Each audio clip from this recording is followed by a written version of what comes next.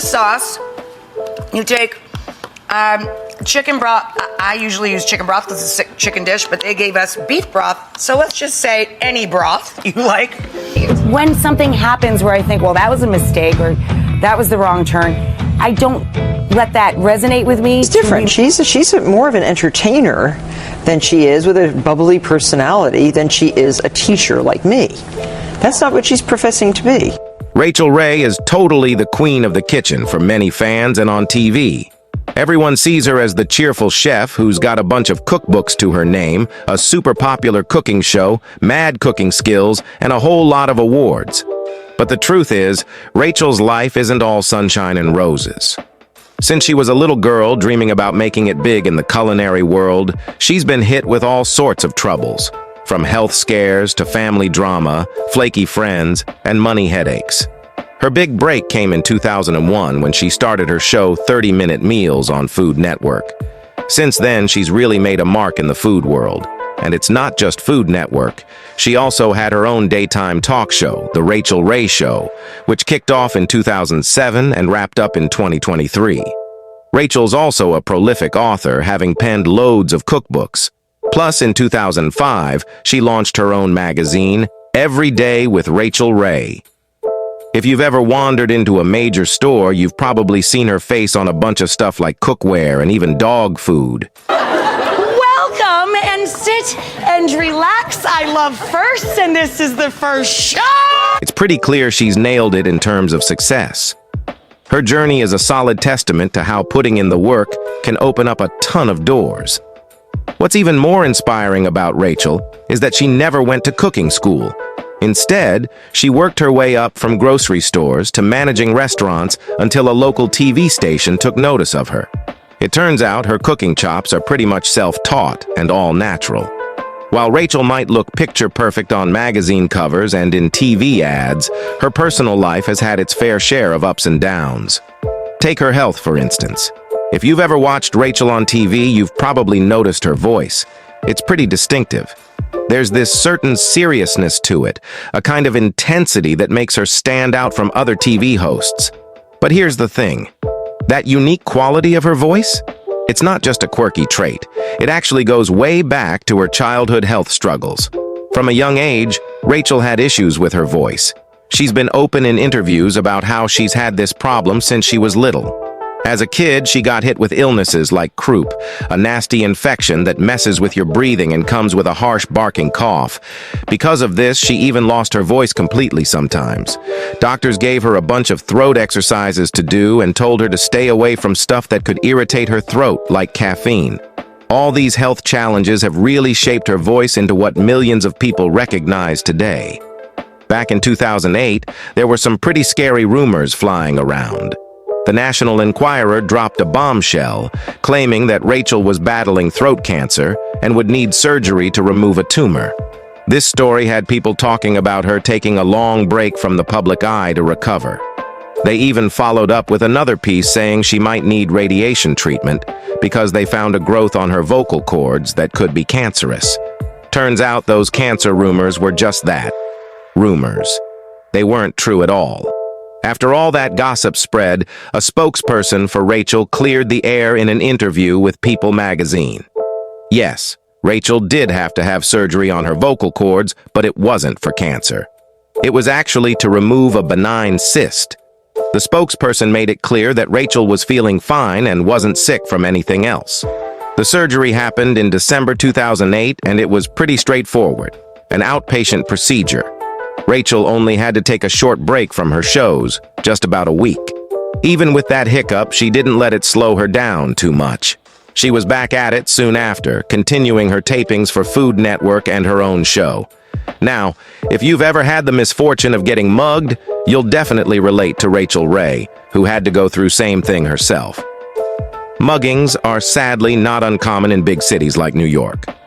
Just to give you an idea, in January 2024 alone, New York City reported a whopping 1,417 robbery cases, and those are just the incidents that got officially recorded. Now, when we talk about mugging, we're talking about theft, where someone's threatened and their stuff is taken right from them, which is different from burglary, where someone breaks into a place. Considering that over 8 million people live in NYC, your individual chance of getting mugged is actually pretty low, about 0.01%. That might not sound like much, but when it happens, it hits hard. And for Rachael, it hit really close to home, not once, but twice. Let's rewind to the late 1990s. Rachael was working in Manhattan and living in Queens at the time. She told People magazine about a harrowing week where she was mugged twice by the same guy. The first encounter was scary enough. It happened right in the lobby of her apartment building. Imagine just walking into your building and suddenly having to defend yourself. Rachael had to use her mace to fend off the attacker. But the second time was even worse. The same mugger came back, more violent than before. Rachael described a terrifying scene where he dragged her down an alley and brutally beat her with his gun. It was like he was out to do some serious harm, maybe even K-word her. After those terrifying experiences, Rachael decided she'd had enough of the city life. She packed up and moved back upstate to the Adirondacks. There, she started managing restaurants at the Sagamore Resort on Lake George. Now, to her family. Rachael Ray is deeply rooted in family values, often emphasizing how crucial her family is to her, particularly her mother. She frequently mentions that her mom is her favorite cook and a major influence in her life. Her mom even accompanied her during her first appearance on The Today Show, which played a pivotal role in getting her noticed by Food Network. However, Rachael's family life has had its share of sorrow. In 2013, a tragic incident struck the family. Rachael's aunt, Geraldine Dominica Scuderi, who was 77 at the time, was looking after Rachael's house during late November. One chilly day, she stepped outside to feed the birds but accidentally locked herself out. Desperate to get back inside against the freezing cold, she attempted to break a window, but tragically she collapsed and was only discovered the next day. This heartbreaking event caused a rift within the family when Rachael's cousin publicly accused her of negligence, arguing that her aunt did not have a key to the house and pointing out Geraldine's lung issues which may have exacerbated her situation. The family tensions worsened when Rachael did not attend her aunt's funeral due to her filming commitments. This decision drew criticism from some family members, though Rachael's brother defended her, pointing out that most of the family understood her professional obligations. Turning to her personal life with her husband, John Cusimano, the picture often painted is one of a fairy tale romance. The couple, who married in a picturesque Tuscan castle in 2005 and renewed their vows there a decade later, make annual trips to this romantic spot with friends and celebrities to celebrate their union. However, not everything in their marriage has been perfect. There have been persistent rumors about John's fidelity. Allegations have surfaced that he had a long-standing affair with a woman from Florida, whom he supposedly met in New York in 2000. Rumors suggest that this affair involved financial transactions and substance use. Other sources have claimed that John might have been involved in multiple affairs. Despite these damaging rumors, Rachael has consistently stood by her husband. She has publicly dismissed these claims, asserting her confidence in knowing her husband's whereabouts every night since they've been married, and labeling the accusations as unfounded. Rachael Ray's affinity for dogs is well documented, often featuring her beloved dog Isabeau on her TV shows and within the pages of her magazine. Her passion for pets is so profound that after Isabeau's death, which deeply affected her, Rachael ventured into launching her own dog food brand, Rachael Ray Nutrish. This brand focuses on providing high-quality, nutritious food for dogs while also supporting animal welfare initiatives. A portion of the proceeds from Nutrish sales goes to the Rachael Ray Foundation, which benefits animals in need. However, Rachael's foray into the pet food industry has not been without its challenges. In 2018, Nutrish faced allegations that its products contained traces of weed K and were misleadingly labeled as natural. The initial complaint was dismissed due to vague assertions, but it was later amended and resubmitted, only to be dismissed again. The controversies didn't stop there. In 2020, another lawsuit claimed that testing revealed dog DNA in Nutrish products and that the products contained more ingredients than the 6 that were advertised. This lawsuit, along with another that contested the health claims of the food, were also dismissed. Rachael Ray's personal and professional life has also been marked by the complexities of her friendships, particularly with fellow chef Mario Batali. Batali faced severe allegations of sex misconduct in 2017, with numerous women accusing him of harassment. By 2022, Batali had settled 2 cases and was acquitted in another, but his reputation suffered significantly, a story that was extensively covered in the documentary Batali: The Fall of a Superstar Chef. Despite the controversy surrounding Batali, Rachael stood by her friend. This stance drew criticism from some quarters. In a 2019 interview, Rachael mentioned that she still communicated with Batali but hadn't pressed him about the allegations. She expressed a belief that the scrutiny he faced was disproportionate and pointed out that inappropriate behavior can occur from both men and women in the kitchen environment. Rachael noted her own experiences in the food industry had always been fair, suggesting a contrast in how she perceived Mario was treated. Also, Rachael Ray's journey to stardom and her unique approach to cooking have not been without their share of criticism. She's well aware of the negativity, especially from detractors who've gone as far as creating websites dedicated to disparaging her, such as the now renamed Rachael Ray Sucks. Furthermore, it's no secret that she's faced criticism from within her own industry. Notably, Martha Stewart has been openly critical of Rachael. In a 2009 interview with ABC, Stewart mentioned that Rachael once admitted she couldn't bake and expressed disdain for Rachael's latest cookbook at the time. This criticism often stems from Rachael's culinary style, which emphasizes quick and simple cooking methods.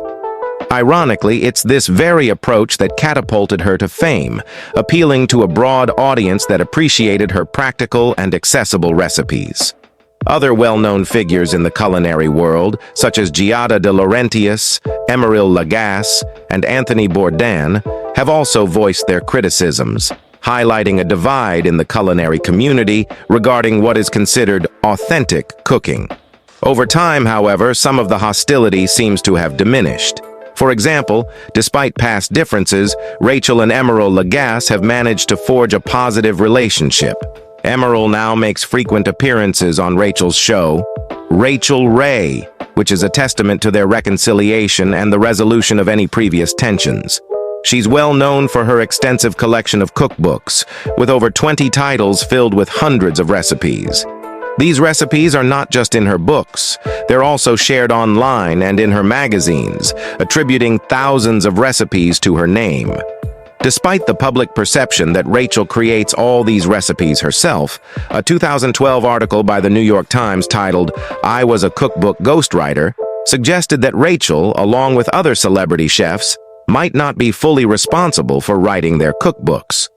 This revelation stirred controversy among her fans. Rachael addressed these claims on her show, acknowledging that while she writes her cookbooks during rare downtime at home, she does receive assistance with organizing the content and adding finishing touches like the glossary. Her approach and authenticity have been defended by peers such as Bobby Flay, who on the Today Show vouched for Rachael's involvement in her cookbook production, having seen her work on them firsthand between filming segments for her TV shows.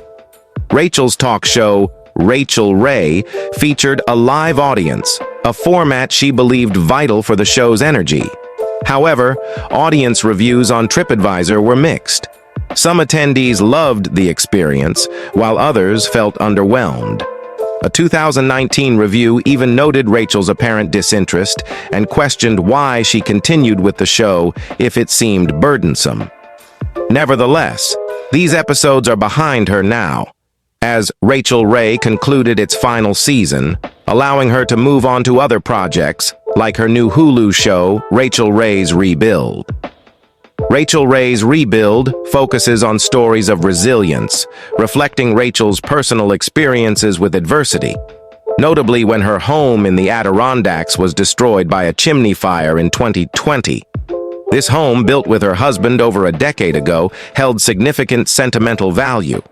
The fire forced them to evacuate quickly, and by its end, the home was reduced to ashes. Determined to rebuild, Rachael focused on recreating the house just as it was while implementing safety improvements like a tin roof to prevent future incidents. Adding to her ventures, in 2021, Rachael bought a house in Tuscany, Italy, and began renovating it, a process featured in her series Rachael Ray's Italian Dream Home on Hulu. This period marked a time of significant personal and professional transitions for Rachael. In September 2021, disaster struck again when Hurricane Ida hit New York City amid the ongoing global pandemic. Although downgraded by the time it reached the city, the storm caused extensive damage, breaking rainfall records and wreaking havoc across the city. Rachael's newly renovated apartment was severely damaged. The destruction was so severe that the interior seemed to have melted, according to Rachael's description in an interview with People magazine. Compounding the disaster, a remediation team accidentally burst a water pipe during their assessment, leading to further flooding. Despite these setbacks, by the holiday season of 2021, Rachael had managed to repair and return to her apartment, even sharing her festive decorations on an episode of her show. Rachael Ray's story is one of continual resilience and optimism. Despite the numerous setbacks and tragedies she has faced, her determination to rebuild and move forward serves as a powerful testament to her strength and ability to inspire hope in others, even in the darkest of times. That's it for today. Until next time, bye.